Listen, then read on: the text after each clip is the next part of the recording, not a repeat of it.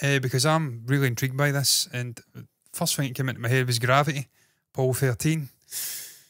And all of the other great sort of space related, there was another one. I think it was called Jake Gyllenhaal was in it. Was it Life? I want to say it was Life. Just thinking about all these sort of, I don't know what you would call it. Is it catastrophe films? I don't think it is, but these sort of disaster films, I'm going to call them, relating to space travel, relating to rocket ships and shuttles and shit like that, and how I've enjoyed them all. And in obviously Gravity's case, I think it was actually the International Space Station and satellites. But I've really enjoyed all of those films with that setting that have been written, that are gripping, have you on tenterhooks right to the final shot. And there's something really, I don't know, pertinent even now. I mean, you think about what's happened, that Titan submarine that went down to see the Titanic and imploded, and the horror that must have befell the people inside that cramped, claustrophobic space. Here we have a potential story that's going to tell that, but with maybe a more uplifting fucking ending. Lord knows I hope so. And I'm well up for this, man. It's Idris Elba, a guy I've fucking loved for many a year. Brilliant actor, brilliant man in general. Can box as well.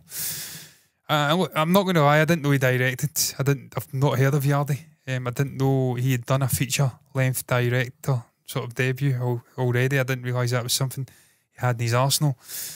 But I've learnt something yesterday now, because it was yesterday I picked this out, not today. And that he has indeed, he's directed a film already. He's done a TV work, he's done a short film. So you realise a man, a jack of all trades, and I'd argue a master at them as well.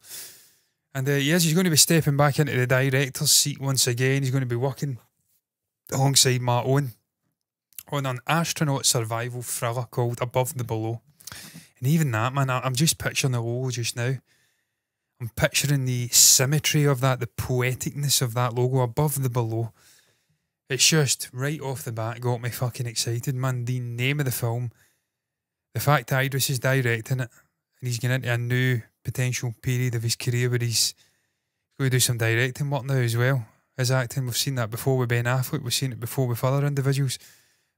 Good actors becoming very good directors, and just gives you longevity in your career. I spoke about this with Michael B. Jordan, I spoke about it with blank on her name just now, but there was another actress, Margot Robbie, thinking long term about their career. Obviously you can be acting until you're old and grey, but to give longevity in this industry, in that industry, I'm speaking like I'm in the industry, the film industry, I think it's really smart to broaden horizons and make sure you've got your finger in as many pies as possible, be it producing, writing, directing, acting, doing it all.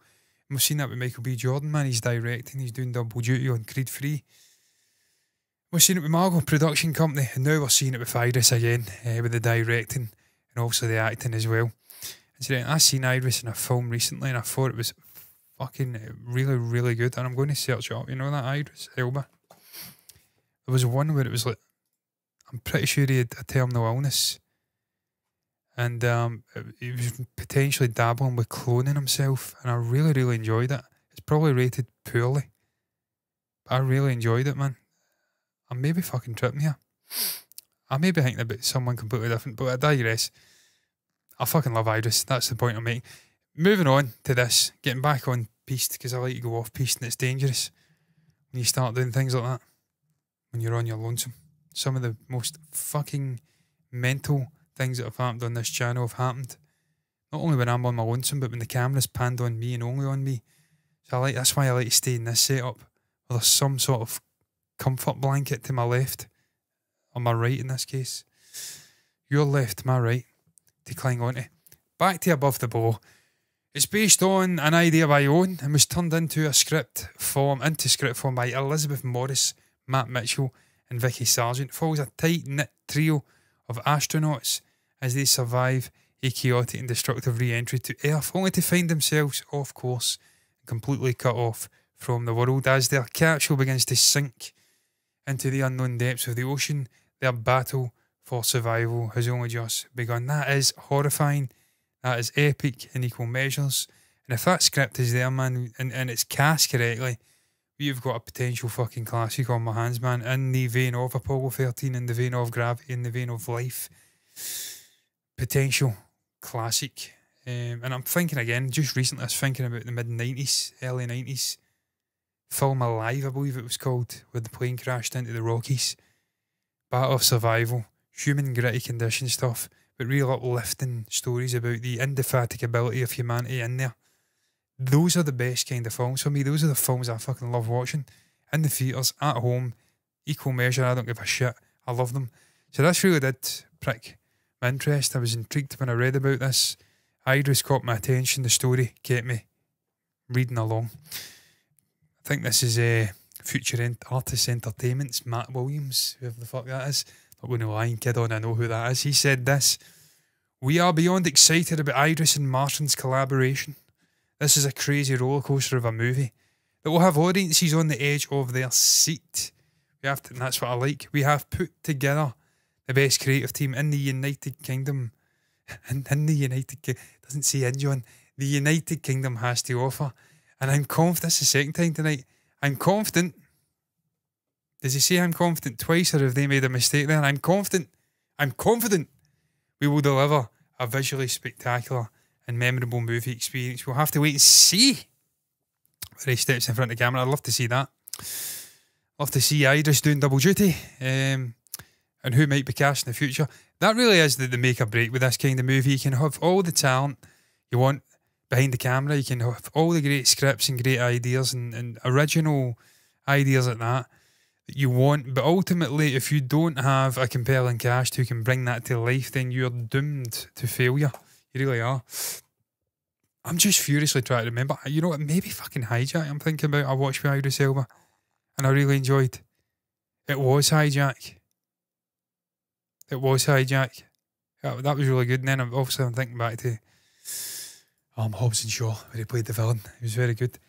I get the funny feeling the movie I was thinking about, and this is not going to be a good light for me, but I have to say it was completely innocent on my part. It's another fucking actor I love. A man that, for me, needs to be he has to be busier than what he is just now, because he's not doing enough films. 2 years of a gap to only star in Spider-Man Across the Spider-Verse is not enough. Mahershala. I get the feeling it's a Mahershala. I've just said a Mahershala. It'll be one of these nights, isn't it? Is it Mahershala? I think it's Swan Song. It is Swan Song. And it's another Apple TV Plus movie. Just like Hijack, I think, is on Apple TV. It is. Maybe that's where I was getting my wires crossed. I really enjoyed Swan Song, man. Really, really enjoyed that film. I thought it was fucking excellent. And it's only rated 6.8. Strong by people. I suppose it's all subjective, isn't it?